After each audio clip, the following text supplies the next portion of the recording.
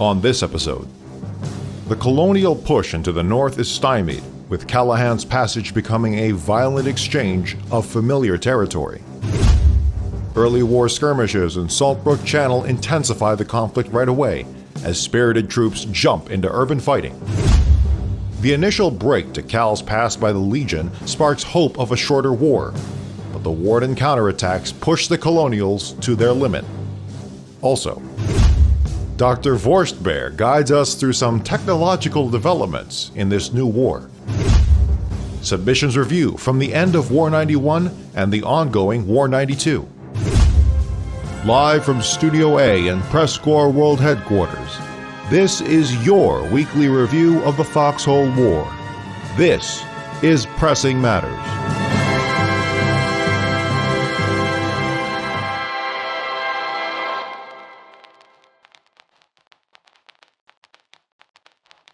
Good morning, afternoon, or evening. For the PressCorps, I'm Geoffrey Jennings.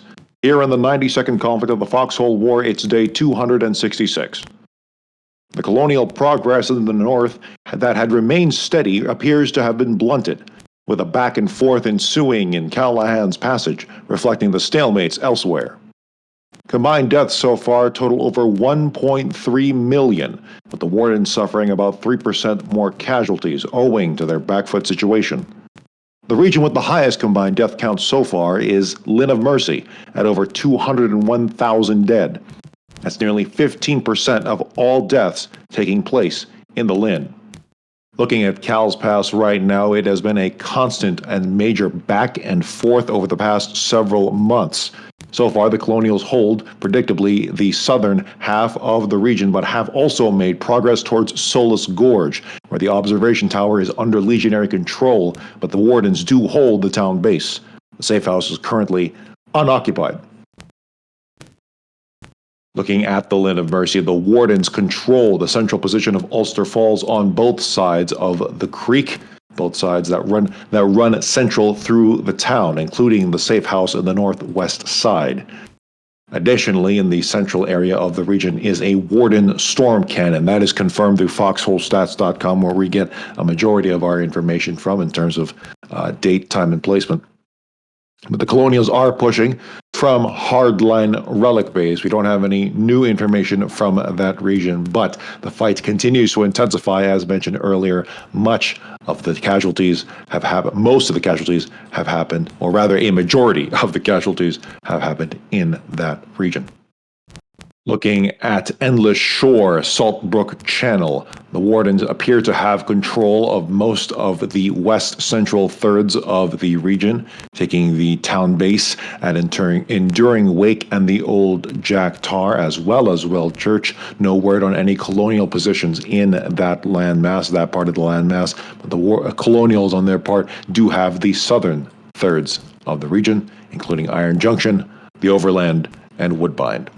And in Tempest Island, the back and forth continues at Nugget Island in the northwest quadrant of the region, with the Colonials holding on to the observation tower right across from Alchimio Estate, the Warden-controlled town base and safe house nearby. And of course, plenty of other fights happening all across the front line here in this big War 92, but we just don't have time to cover each and every town base because we've got plenty of other stories here for you, including our first one here from Sam Clease. When War 92 began, the usual scramble for territories along the DMZ saw infantry once again engaging in small unit tactics, however messy they may be. The PressCorps' Sam Clease takes us to Saltbrook Channel, one of the bloodiest spots of any north-south conflict.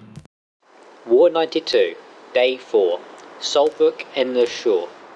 The city of Saltbrook looks peaceful, the only signs of warfare being the trucks of Warden soldiers driving out of the city into the south.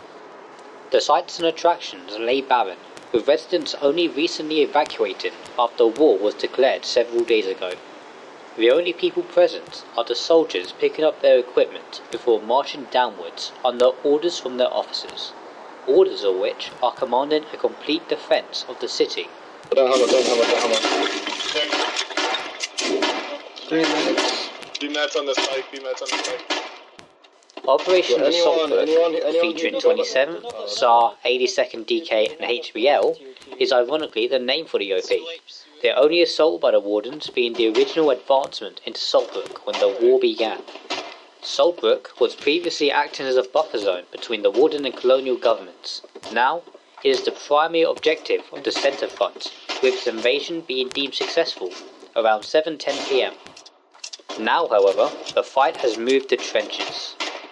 Yeah, bro, this day one team in Great House, bro. Yo, everyone get out the way and play raffles. Yo, it's so inside this shit, bro. No, I fucked it up a little. On the outskirts of the city lay improvised fortifications on both sides. The line stretches far, with almost little gaps in defences. The Colonial defence is fairly lacking, as they are currently on the offensive with a large amount of explosives in compensation. Warden defences are extremely strong, with watchtowers, barbed wire and bunkers being built under gunfire. However, this means chances to counterattack are low, and they instead rely on using the Colonial defences against them. I am Safari and I am in the 27th. My role is just currently building the defences up. Okay, would you say you're on the defensive, the offensive, or you're just a bit in between? Well, we're trying to be offensive, but currently the Colonials are just throwing themselves at us. Right, do you think the Colonials will eventually take this place, or...? Hi, you! No. Please say your They're definitely trying, but I doubt that they're going to be able to take it. Okay, are there any weaknesses you think you have that you think you need to overcome? I think we're doing alright. Yeah, I don't think we've got any weaknesses right now. Throughout the next 4 days, the Colonial forces were constantly attacking the Warden Coalition's defences, but to no avail. The commanders of the operation, such as 27th Danster and SAR, stand on the front line alongside the infantry, which is very uncommon for most conflicts. Heavy machinery is brought in to help build new structures. However, equipment for the infantry remains low. Many are equipped with rifles and a shovel, but that's basically it. Explosives are being saved for emergencies, and medics appear to be non-existent, with the cries for assistance usually falling on deaf ears. Holly, to the southeast. Watch out! No! Despite this, morale remains high, with many not even worried for their own deaths. Hey, Kabom. Shoot him back, please. Yeah, what up? Hi, you're currently dying. What are your thoughts on that? We're getting our shit. Pretty good. Shoot something. Okay, thank you. Yes. Eventually, the Colonial offensive increases with every passing second. Several Wardens seem to give up on life, with numerous attempting suicide charges with the emergency explosives. Everybody grab 3 Nimmons. It's fine. It's like actually free up there right now. First garrison on the corner! Go! Corner garrison! Nice.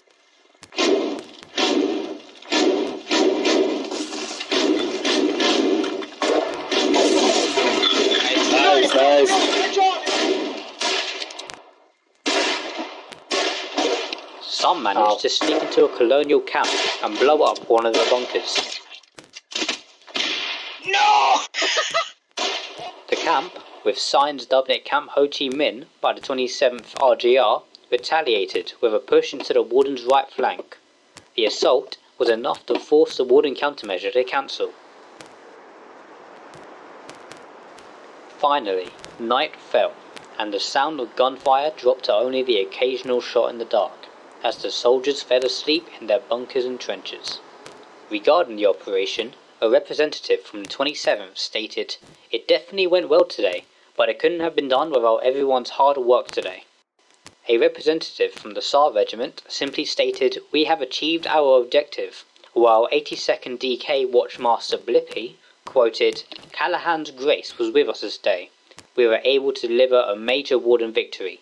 Praise Callahan." HBL 9s bluntly said, "We did real good." Unfortunately, I was not there for the end, as I was caught in the explosion of a suicidal mammon charge.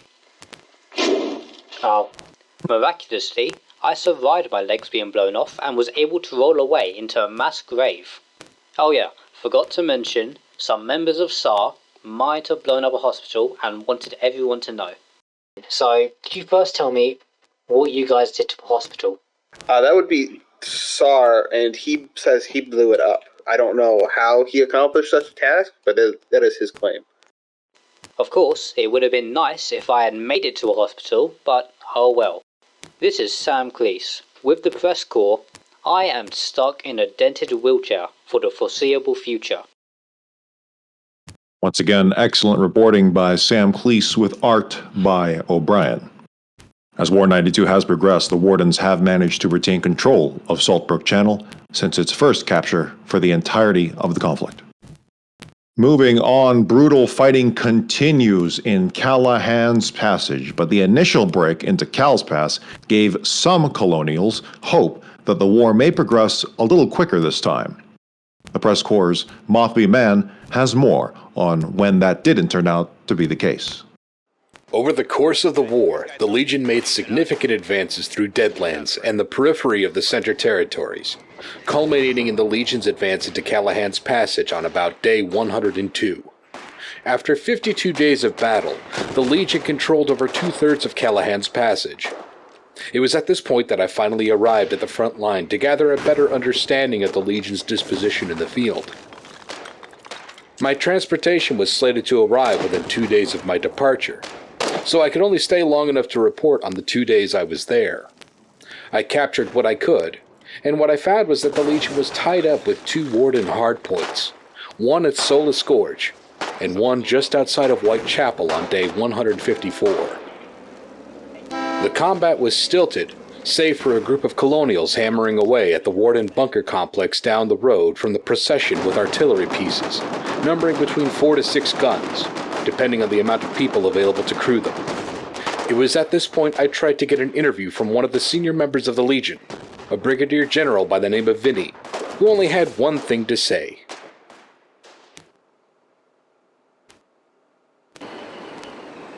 You're gonna put me on the spot. I'm an improv, freewheeling kind of guy.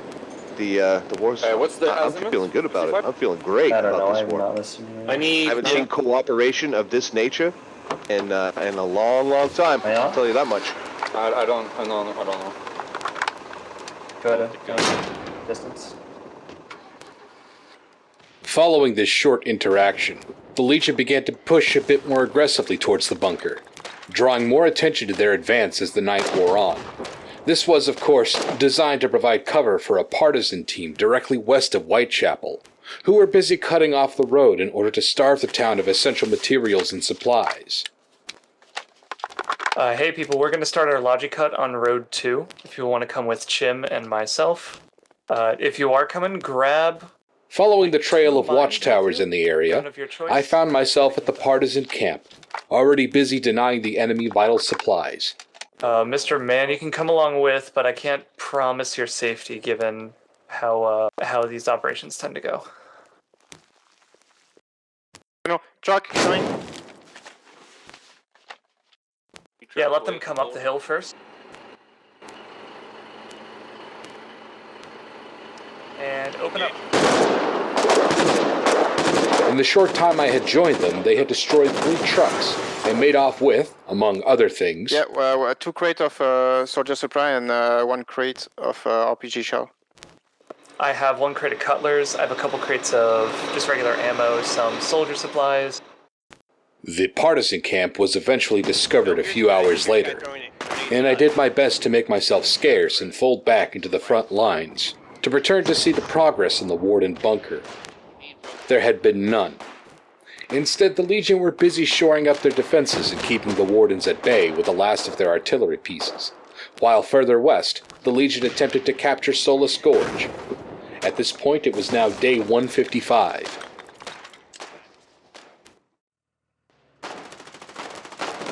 Fighting at Solace comprised of build pushing for most of the offensive, up until the Colonials reached the bridge into Solace, whereby fighting moved from static positions to fluid combat. With few armored vehicles to spare on the side of the Legion, and no armor whatsoever on the side of the Nevish Alliance, both sides were forced to find any means of outmaneuvering their opponent. Some Wardens took it upon themselves to dislocate themselves from their units and fight from the cliff sides on the western part of Solace Gorge. The signature report of Clancy rifles were echoing in the air as Legion troopers were picked off. Dude, wow. But this did not deter the Legion as they got closer and closer to the town hall. Exactly. If he would have had two names, we both would have been trashed, bro. Warden tenacity paid off in dividends as they mounted desperate and lopsided rushes from the town hall to disrupt the loose formations the Legion had around the structure, managing to score kills on the few vehicles that were there, which forced the Legion to withdraw for the evening, earning the Wardens a bit of breathing room. By day 156, the Legion had pushed and captured Solace Gorge. But by day 167, Warden resistance had stalled the Legion offensive into a standstill, forcing both sides to dig in, while the Wardens, maintaining a presence in the sector, managed to mount a slow but sure counterattack on day 210. The Legion continued to hold the line until a breakthrough occurred at Whitechapel on day 219, followed by the Wardens capturing the procession on day 222. Locan Berth followed on day 225, and on day 228, Solace Gorge was secured by the Wardens. The biggest breakthrough occurred on day 230, when the Legion hardpoint in the Latch finally cracked to Warden pressure, forcing the Colonials back south to Deadlands on day 244. It appears at this stage of the war, the shift in momentum over the last week has created a situation that has appeared over previous flare-ups during the war, where one side has suddenly taken the initiative away from the other, and thus the fate of the war rests upon the actions that will take place within the next few days.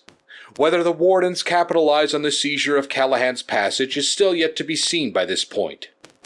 In the same vein of conversation, the Legion may very well dust themselves off after this loss, and begin an operation to retake the sector, or redirect their forces in another direction to keep the Wardens off balance.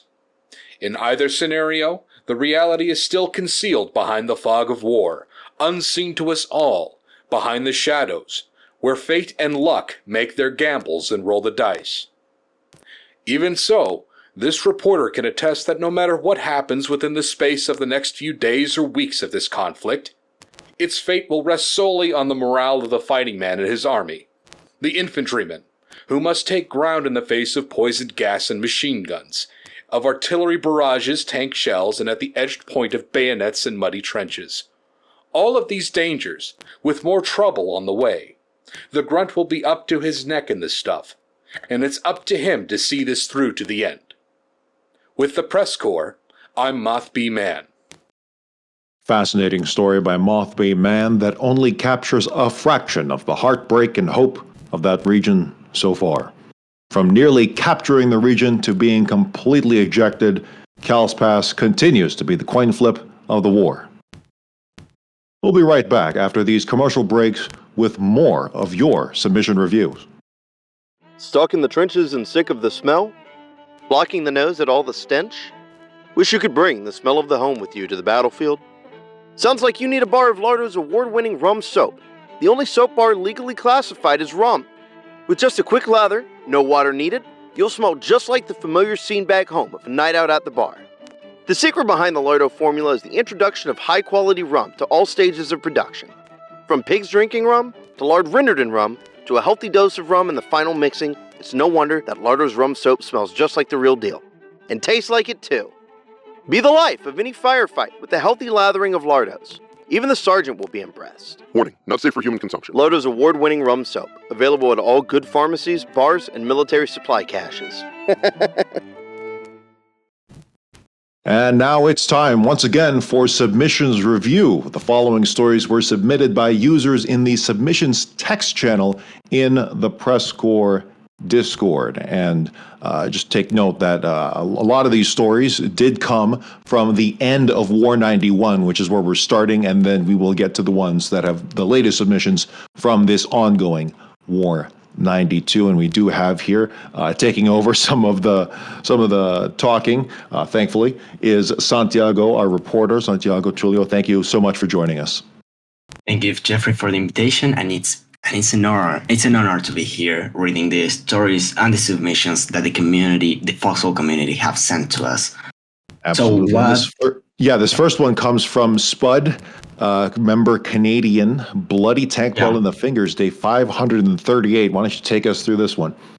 Yeah, Roger that. So, and the story is based on the south of Fort Burley in the Fingers, as I rushed towards the front line with my 2 silver hands, after calls from my fellow wardens about the huge enemy armored brigade involving no less than 10 Colonial tanks, composing 386 Key A's, 285 Key A's, 285 Key A's B's, Key B's, and H10 and two T-20s. My 2 crews roll up and join your ragtag tank line consisting of 2 Mk3s Debits, a prototype 86 Key A, and an Outlaw.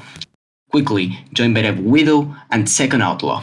Almost as soon as our tank formation assembles, we get into brief clashes with the opposing wall of steel, until eventually the colors charge in with all but their pickles. A brutal fight occurs, with the Colonials leading charge with their brats supported by the 85K series of medium tanks. Quickly we try to get around our flanks, while the Beats and Outlaws engage the mediums, the Silverhands, HDDs, and Bardiche. Go head to head with the thickest armors the Colonial war machine has to offer. With excellent coordination, we focus fire onto one rightmost Bardiche, but our horror only 2 shots penetrate.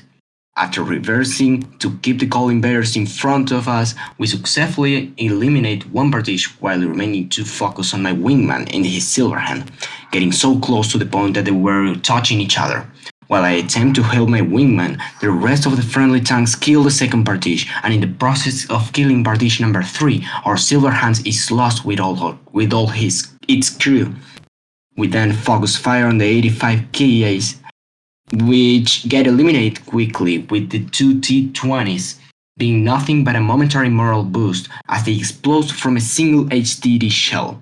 In the end, the Colonials lose all 3 Bardiches, 1 Spatha, 2 Falcons, and both Aishans, to 1 Silverhand and 1 Debit. This was a major victory for the Wardens, which then started advancing south to the Colonial held relic base in Titanfall. Unfortunately, the story ends with my Silverhand and the Bardiche get tracked and finished off by Spada and LTD 20 or 30 minutes later.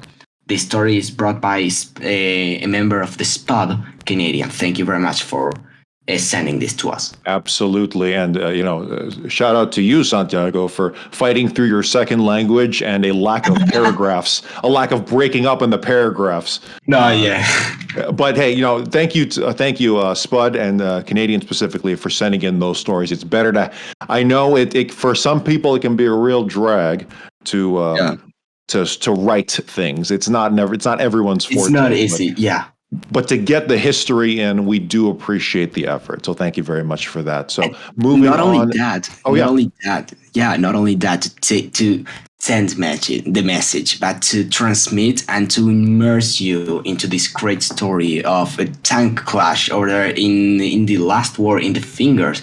We've heard about the stories on the Fingers about tank clashes, but we haven't read one like he was face to face in that clash. It's truly amazing. Thank you, Canadian. Coming up next here, we have a returning submitter, Adjacent Gull 792. This one entitled Mud, Machine Guns, and Mortified Soldiers from day presumed 539. Thank you so much for including the in-game day. That is our standard for time here in the PressCorps. Yes. The most important standard of time for anything, more than anything. So, Santiago, go ahead and take it away. Yeah, it's okay. In the URL date, it's May the 22nd, 2022, and I think it's a mistake here. It's actually 1922. Well, a lot of newspapers. We're going to break kayfabe for just a moment, just to say that you can ignore, this is to everyone, you can ignore the 1926. That's just a fun lore thing. You can not include that in all your submissions. Exactly. Just stick with the in-game day. And of course, Adjacent Gold didn't know that. That's perfectly fine. Just for future reference for everyone, just keep it in-game day. That's the only thing and I guess the war. So War 92, day 539, about, guesstimating the day. That's perfectly fine. Estimating. The location is this part is covered in a mixture of blood, water, and mud. And Corporal Andrew Adjacent Gunderson is currently on leave due to the severe cause of shell shock. In the meantime, I've taken up his roles of reports. The skies are perpetually blackened with smoke and ash. We marched through the remains of a village, at least that's what I think it was. When we arrived, there was nothing but splinters and stone fragments. The hulls of both Warden and Colonial tanks were scattered all about. Bodies from both sides dot the surrounding area. You never understand the horror of gas attack until you take a walk through its aftermath. Men, women, children are all suffering the same fate. Hands clasped around the necks thanks to rigor mortis. Mouths agape in a silent scream. It doesn't discriminate. Most of the paper is unreadable. Whatever happened to it has remanded these parts completely ruined. I don't understand. Why are we still fighting? Wasn't the last war enough? Adjacent told me that it was necessary. This is necessary. Do the benefits really outweigh the cost? Answer me this. If we keep fighting, and we continue to commit such atrocities, what separates us from the very things we once set out to destroy? We've been fighting for so long that both the Wardens and the Colonials have become the very thing of which we both seek to eradicate. It's brought to you by the 4th Legion, the 11th Infantry Brigade of the Warden Army, by Lieutenant Joseph Breyer Stephenson. Thank you, Justin Dolph. Oh, sorry. I do wonder if, are they part of, is that a real regiment? I've yet to find. Maybe? I don't know. I never heard of the 11th Infantry Brigade, but there are some regiments that I do recall seeing out there in my last war. And I saw someone who was wearing a 11th tag. I don't know if it was them. But I don't know if it's real. I think it is real because I am familiar. You know, now that you mention it, I think it is. I think it is real because I know Akira, I believe, is his name, and it is the 11 EFL, and that is a real regiment. The 11 EFL, yeah. Isn't it French? I know they've done some competitions. I forget what it's called. The Foxhole Competitive League. They participated in some of that as well. Yeah, and I think it's French. The 11 EFL. I think it's French. It's a French part, but yeah, I don't know for sure. Well, regardless, we will move on to the next publication here. This one is a publication coming from the North Star Gazette. Again, this is still War 91. This is still war number 1, and we've been seeing the North Star Gazettes all over Reddit, and this one, you guys are doing a great job on covering these stories and all the lore that you brought to us. It's amazing. This is their issue number 3. It's titled Western Stalemate Still Goes Wrong. As the stalemate into origin continues, despite all others along the front line being almost over at this point, many are beginning to question when will anyone be brave enough to try and tackle this unfortunate front line. The eastern front line, including a huge titan-sized fortress such as the Tempest Island and Alot's Bight, has had many of its front lines cracked after multiple successful days and sometimes week-long battles, which has led to a complete Warden victory on the east. Despite all of the Western Front, specifically in the Origin region, still stands tall in Colonial's hands as of a day 577. This is especially odd due to how little resistance the Colonials seem to be showing. As Warden victory seems to be secured, we have to see who will step up to crush Origin, or will the Colonial Legion finally surrender for the final time in its endless, bloody conflict. We can only hope and pray for the brave men and women of the front as it hopefully begins to close once again. Thank you, North Star Gazette, for this story, and again, you're doing a great job here. Moving on to the next submission, this one coming from Sprite from the FSL Regiment. Yeah, and I'm not sure what FSL stands for, but I think I've seen that regiment before. I think I can recall them. This submission by Sprite titles Anti-Bellicose Sentiments in Siva, Day 608 of War 91, 29th of May in 1922. Bullets fired, shells sent underway, missiles launched, blood is shed. The call comes that a Spada is south or an outlaw is north. Pillboxes lie in wait. Fortifications dare their opponents to encroach, supplies are needed, diesel is injected, and wheels are spun. Sweet or bitter, victories and defeats are enjoyed and suffered. A ceaseless back and forth across Earth, torn asunder stands as a consistent in a land stricken with warfare. An inferno contained only by the spoil upon which its warriors tread, west to east, fishermen's to godcrafts. A wave of violence consumes all. Red of innards is spilled upon green of grass. Humanity, a fickle mistress, taunts nature herself. An unwilling bystander to the coliseum of carnage that finds homes is Siva. Whether ideological, an issue of survival and unbanished hatred for those of a perceived other ilk, humans offer their life as wager against their equivalent, hailing from the opposing side. Comparisons are made, an empire against a republic, tradition against democracy, freedom against service. All find themselves in the wake of a barrel, a cessation of consciousness, and fortunately, or otherwise, a new beginning. Camaraderie is spread, jovial attitudes shared. The lonely solace against the fate, glaring and unending. Whether one dons legionary fatigues or an infantry battle dress, arms oneself with an argenti or a lockcaster, an arm perpetra bellum. Uligan duini ahain fell off. Sorry for that, it's like... That's okay. Language. No, yeah, fainly Heilgant Kohait, death loves as a soul victor. PS pronunciation, bellicose is bellicose, and lockcaster, well, lockcaster. Unum perpat bellum, well, yada yada yada, it's like all mine, and a lot of pronunciations here in the PS. I appreciate you taking that all the way through. I believe from my intense research here in the last 5 minutes, FSL stands for Foreign Spearhead Legion. Apparently, It is the Asian branch. That's what I'm finding in the Foxhole official Discord. It seems they have multiple branches, because I think it was one of our roll calls that Jenkins, I don't know who it was, and did a roll call with the 88, with the 11 and EFL. I think it was one of them, if I can recall. But yeah. Yes, with members from the Philippines and Malaysia, it seems that they are coalescing, which I find fascinating. I'm always happy to see that, particularly when they go a little international. But regardless, continuing on here to another publication, once again, back to the North Star Gazette, covering the end of War 91. Yeah.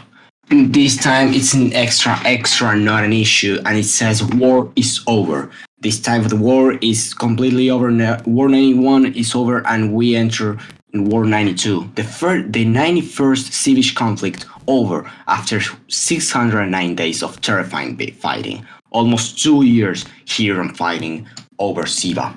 609 days after the Colonial Legion declared war upon Siva, they have finally surrendered and stated they will pull all remaining troops out of the regions that they currently hold. People across the nation rejoice as family members can now begin to return home that they have not been able to see for almost a year and a half. The political landscape is sure to have changed forever, and the military advancements have been incredible for the Warden Minister of Defense. It is said that the conflict ended after World Conquest 22 missile was launched at Ashtown, finally forced the colonial forces into submissions. The coordinates were allowed to be located after a bloody 7-hour conflict involving the WA Coalition, finally broke a hole into a region of ashfields. Despite this victory, it is only a matter of time before the Colonial Legion attempts to stir up trouble again. From us at Winter Order Regiment 60 GG Good Game Collies. Yeah, War 91. Yeah, go ahead. Oh yeah, it seems like in this warden-based newspaper at the end is completely friendly, and we completely love that at the end it says GG Collies. It's heartwarming just to say that. Absolutely. And War 91 seems such It is a big war, and it seems like one of the bigger ones. But according to FoxholeStats.com, it's not even the bloodiest. With 7 wars bloodier than that, and others even longer. More than 10, I think, more than 10 wars that are even longer than that, which just goes to show how big these wars are getting, how long these wars are getting, and how intense these wars are getting, and the press corps can barely keep up. So we do apologize. We do apologize when we absolutely cannot get to every major story that comes across, but we can get snapshots and we can get the feel of it. So keep the stories coming. Yeah, go ahead. Yeah, that's why we ask you guys, the community of Foxhole, to send us the stories, to let us know these facts and these amazing stories that you brought together as a Foxhole community. Really, of all the reporting that's come through this Discord, I want to say about 40% of it is the submissions. Maybe that's at least what it feels like. Just in terms of the stories that have been output here, and we do thank you. And in fact, going off of that same vein, that same story, the end of War 91, coming from the Jade Cove Herald, covering that similar story. Let's see how they take it. Yes, this is their volume 11th, number 4 of May 29th, 1922, War 91, the final day of this same war, day 609. And we're gonna read the main story here that titles Warden Rockets Force Legions to Surrender. And here the member of the Herald, Browningmeister, tell us, I never thought the Jade Cove Herald reporter would find himself in this position. I was to report from the Civic lines as they pushed on a strategic city of Theriso, with elements of the 709th and Royal Spats providing significant armor and 122mm artillery support respectively. Heavy resistance by local Legionary defense forces have mauled the initial Civic detachments sent to secure the city eastern outskirts under orders by the Mysian High Council to, and I quote, defend the city to the last man. And I close the quote. The eastern boards of Theriso would change hands multiple times throughout the day, as a desperate and deadly thought of war in use. Civic High Command seizing the pacification of Theriso, too costly with traditional arms, ordered FROG set rocket site or Frogs rocket site and to be activated and launch coordinates to be secured on the city center. An untold number of spotters and radio equipment would be lost in the following hours, leaving only a single man in the entire battle group east with a functioning backpack radio. Me. The Herald has strict rules on direct involvement in battle, avoid it at all cost, unless its such cost is your life, imprisonment, or exceeds the Herald's budget for a regional bus ticket. I radioed SR under Warden gunpoint, and after confirming a bus ticket was just a bit too steep, and I quote, I found myself formally in the fight alongside men from Spad, Siege, the 709th, and KGG or Krieg, for final push into Theriso's deadly eastern boroughs. Hunkering down under heavy fire in the shadow of now destroyed husk of a safe house, I saw it, a clock tower above Theriso's city hall. My radio crackling into life shortly after radio field command that we were on position. I quote, this is Frog's rocket site. Rocket is ready to launch. Begin transmitting coordinates immediately. For 10 excruciating, nail-biting minutes, I transmitted up-to-date coordinates and the payload delivered site. And the battle defenders of Theriso began untiring under one goal, kill me.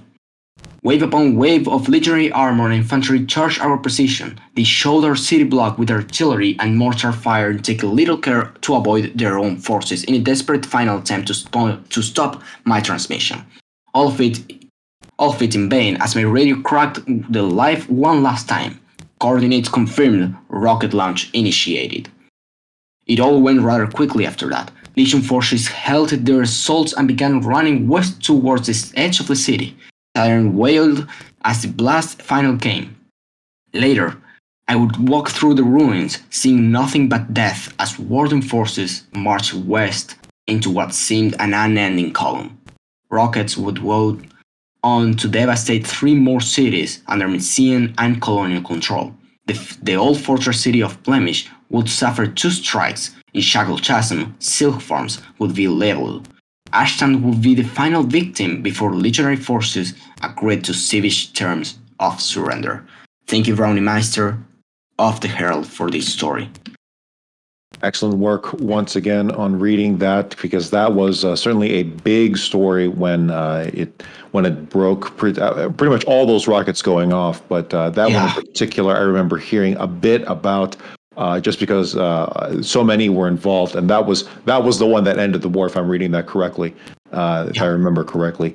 And that one, it was in the Colonials definitely saw the writing on the wall. They had seen it for quite some time, several hundred days. But that right there, I have a personal affinity for when rockets force the exact end of the war, just because you can't get any better than that. You can't get any more exciting than that. You can't get it. Yeah, you can't get any more excited. And thank you for the PressCorps and Rocket service for bringing us up-to-date info on whether a rocket is being launched, is being armed, or whether it's just launched and hit a target.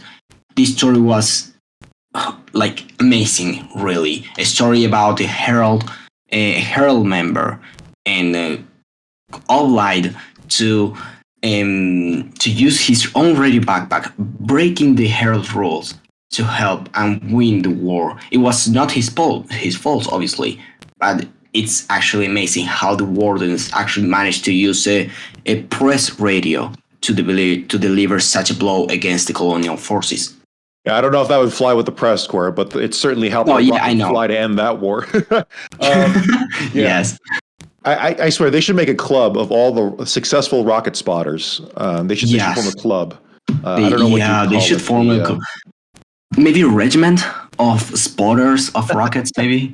But like a social club where it's like the coordinates club. No, it could be in their name. I don't know.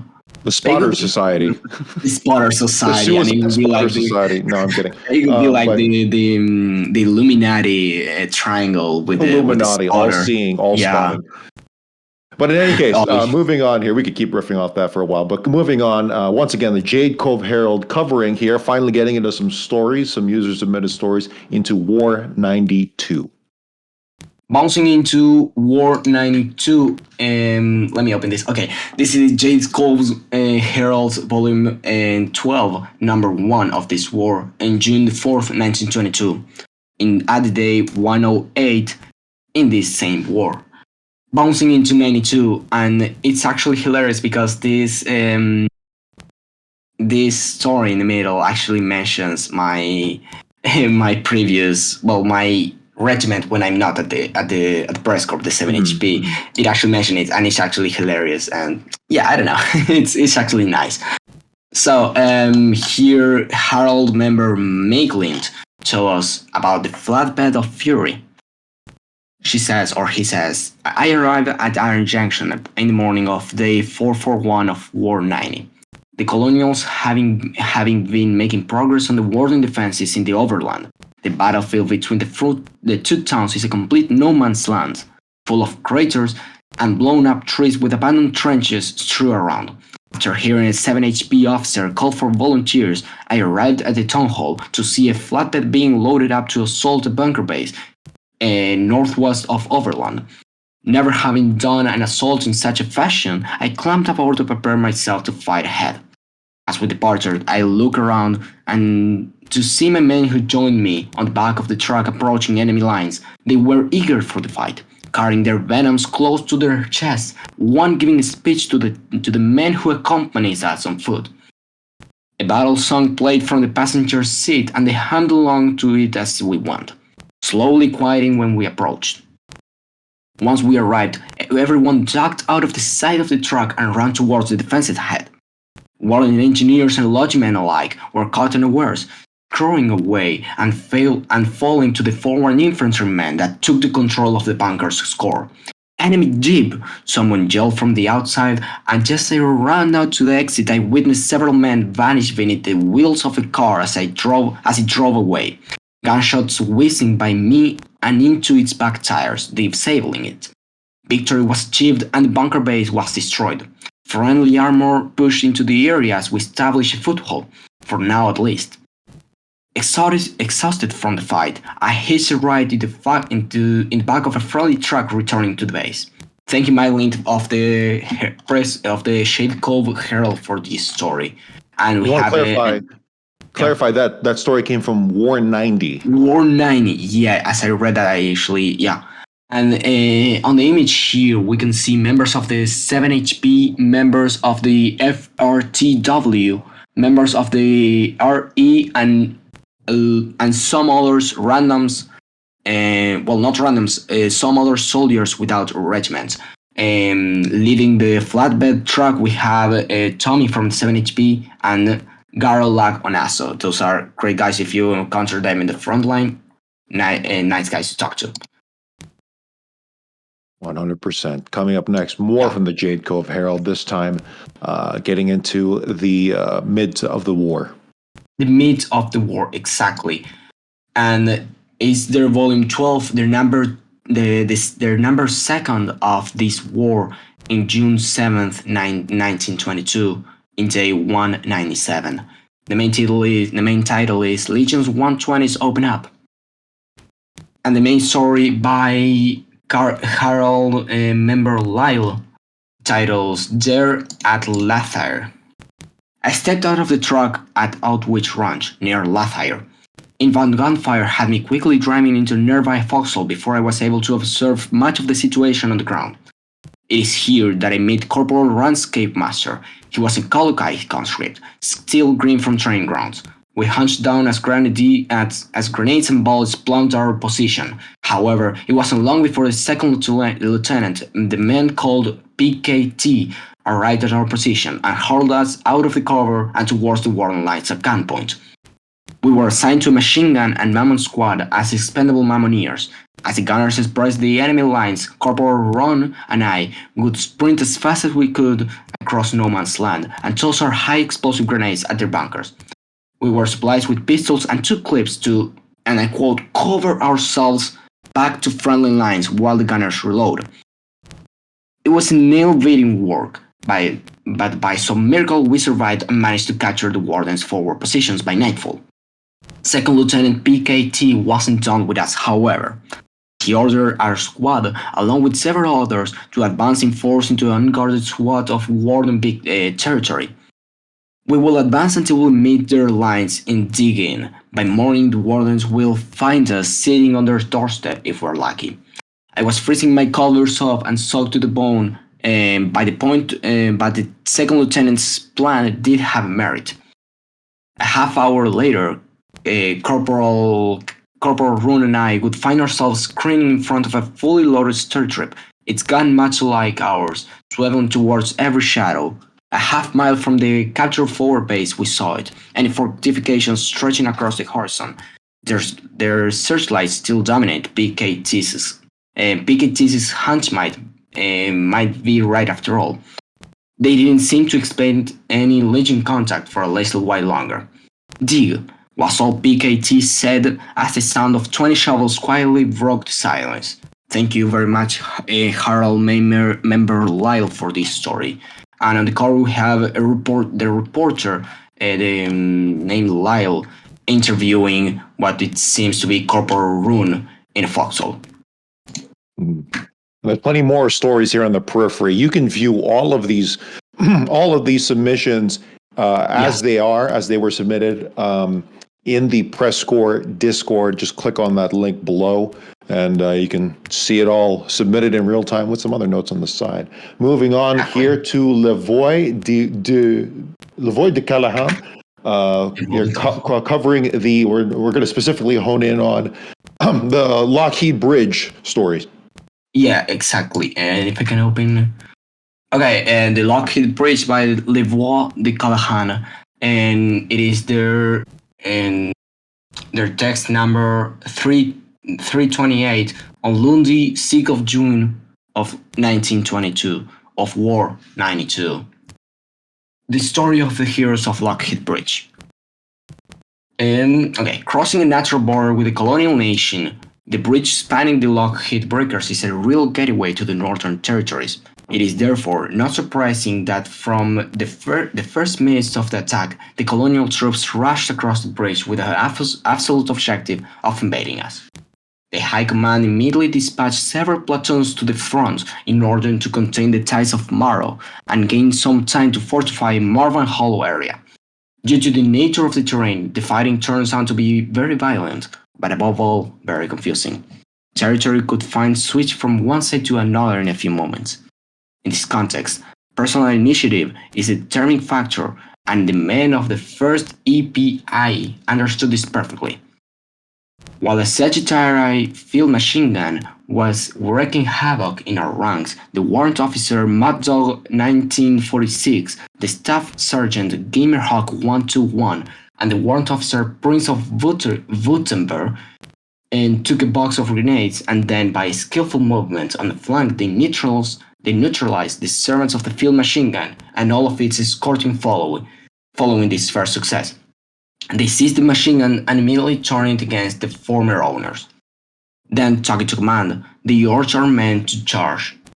Thanks to their valor, the colonials are pushed back to the other end of the bridge before it is destroyed, saving Marvan Hollow from any threat for a few days. We must also mention Lance Corporal Skid Fighter and Corporal Axel Lethal, who, the following day, swam across the river under the destroyed bridge in defiance of intense colonial fire in order to disable the 127mm flak gun that threatens as sentries on deck. If all of our soldiers were as brave as these heroes, no doubt we could win this war in a few weeks. Over here on the image we have members of the LISO of the D-Boy and the 1st EPI regiments defending the broken bridge in Lockheed Bridge. The Lockheed Breakers is such a brutal bridge fight. All the bridge fights are just inherently brutal, particularly when they're destroyed. But the Lockheed Breakers, it's layers of bridges, and it is a massacre every time a skirmish turns into something bigger. And I don't envy anyone trying to accomplish an objective there. If you're one for raw, if you like the raw battle, if you like the just fighting alone, you'll love it there. But if you're trying to do an operation there, you plan for something else. For sure. But moving on to the last one here, the last story in our submissions, actually breaking news, because this one was submitted just an hour ago, coming from the North Star Gazette once again, here covering this. This is probably as fresh as it's going to get from War 92. Of War 92, exactly. This is their issue number 4. Oh, and Geoffrey, if I can comment something beforehand, in all of the bridges battles offer us a great and lots of content for us, and it creates and it generates a lot of war stories that we would be thankful to comment. If anybody on the bridge battle sees something epic, do not doubt on letting us know for our next episode of Break. I'll even put an addendum to that, in that you're right. Yeah. Those are some big and epic fights. They also happen to be the same fights over and over again. Every single time. Yes. So if you're going to submit a bridge fight, feel free to do so however you want. We're not stopping you. It's your story. But I'm going to challenge you to make it original, to make it creative. Get into the psyche of the bridge fight. Talk to other members, see what it's like. Do some journalism of your own. But yeah, for sure, those bridge fights are something else. Yeah. But yeah. But yeah, this story by the North Star Gazette, brought to you by the Winter Order Regiment, and this is their issue number 4 on the 10th of June 1922 on the War number 92. It titles Desperate Colonial Scramble for Farnak Coast Region Opens War. It is now the beginning of this 92nd Sivish conflict, started after the Colonial Legion officially declared war upon Siva once again due to land and border disputes in the Kalokai region. including 12 Civic immigrants, and the colonial forces appear to have accumulated within the Farnack Coast region very early on. This is most inconvenient for both sides, as huge amount of warden forces were also stationed upon this region at the beginning of this war, and this has to lead to a huge bloodbath within the fields of Terra and the small riverside village of Mara. It allowed the colonial forces to swarm the remainder of the Farnack Island, including important victory points such as Haskalo and the major city of Shade Cove, which may be a huge jumping-off point for the colonials, as 239 even more losses have been made on the Farnack coast area, with even more land falling into colonial hands. All other fronts appear to be in a stalemate, and hopefully, as the tech race continues, it can allow the warden forces to gain the advantage.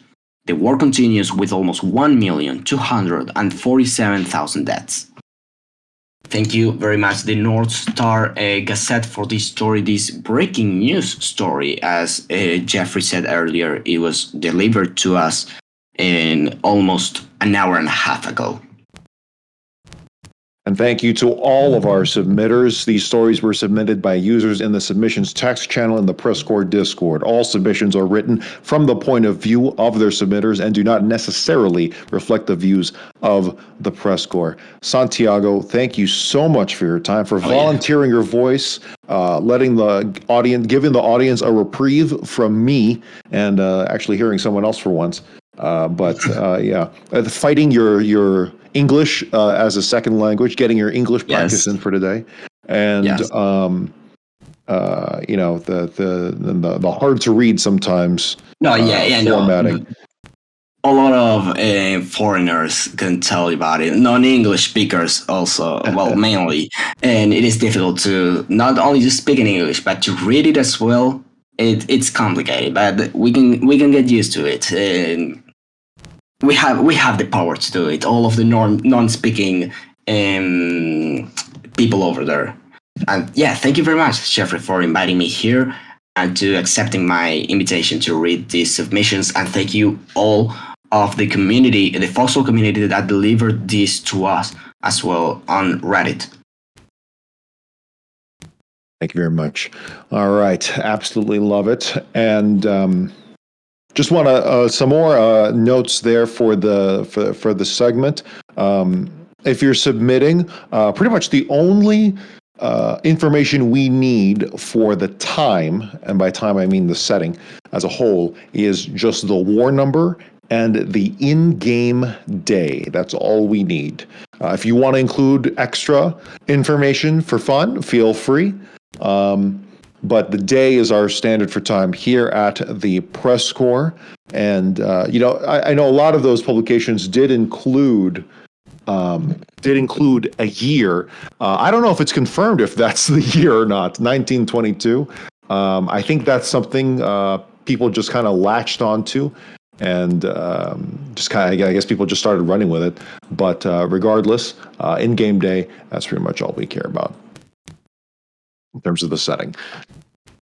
All right. Well, we actually do have a special surprise for you. It's kind of spoiled in the intro, but in case you forgot, we do have a special segment, a science segment, if you will, covering the technological advances of this war so far here in this new war, relatively new war of War 92. This submission coming from Dr. Worcht Bear. Guten Morgen. My name is Dr. Worcht Bear. Today, I am here to bring you the development in research and development from the Research and Development Department and their developments. Point 1. We have improved the vehicle physics to make them, less scheisse. Vehicles are now more accurately tracked onto rough terrain. Das Auto und Panzer will now be able to climb in and out of das craters with more ease. Point 3. Snipers now need to follow new and advanced military doctrine, which is that they are no longer allowed to use them whilst standing upright. Instead, you must now be crouched, or prone, or standing behind cover. They are also now slower to steady their aim. Point 3. The new Colonial Panzer is the 86K-C Ransar. Ha! Could you believe they gave it a French name? Well, anyways, it's basically a discount Calliope tank on top of a Bardiche chassis, with its 4 RPG tubes on the side and 12.7mm Maschinengewehr. The Wardens, on the other hand, really love to put more than one main gun on their tanks, so they came up with the Gallagher Highwayman. It's the same chassis as an Outlaw, but the main 40mm gun is swapped out for 2 twin 20mm cannons, and a rotating top-mounted 12.7mm Maschinengewehr. Ah, such a silly design for the Warden army. Section D. Builders are getting the ability to demolish their constructions, rather than having to shoot them in the face. Could you imagine how barbaric we used to be, shooting our own trenches in the face? The final phase is that there are many other small balance changes for many guns and vehicles, but I'm sure there is some handy update video format from a different kind of bear you can look up if you want all the details. Now please excuse me, I need to go back to my research. I am currently seeing if the rats in abandoned ward can be trained to carry satchel charges. So much fun with that one. If you want to get the real updates on Foxhole, how these updates affect the game, please visit youtube.com/ISawABear. Thank you so much to Ice, a longtime collaborator with the PressCorps, not necessarily a member of the Corps, but just a longtime collaborator, pretty much since this started, way back in, January of 2018. Just always been in contact with each other, and always happy to lend a voice for his stuff, and he's always happy to lend whatever talents he can for us as well, when we have time to fit it in. But regardless, that is going to be our show for this week, or 2 weeks, or month, or whenever we can get around to making these. If you see our reporters out in the field, please don't be afraid to say hello for a quick chat. Coming up next is more of your favorite music from across Raqqa and beyond on PressCorps Radio, playing 24/7, except when it's not. For the PressCorps, I'm Geoffrey Jennings. Good night and good fight. The PressCorps is a non-profit creative collective of artists, reporters, and players from the MMO video game Foxhole by Siege Camp. Our mission is to engross our audience in and amplify the stories of this unique war ecosystem. The PressCorps was founded in early 2018 by former PlanetSide 2 Radio Free Araxis host, Captain-in-Arms. It is a separate community entity and is in no way representative of Siege Camp. For more information, visit the PressCorps Discord through the link below.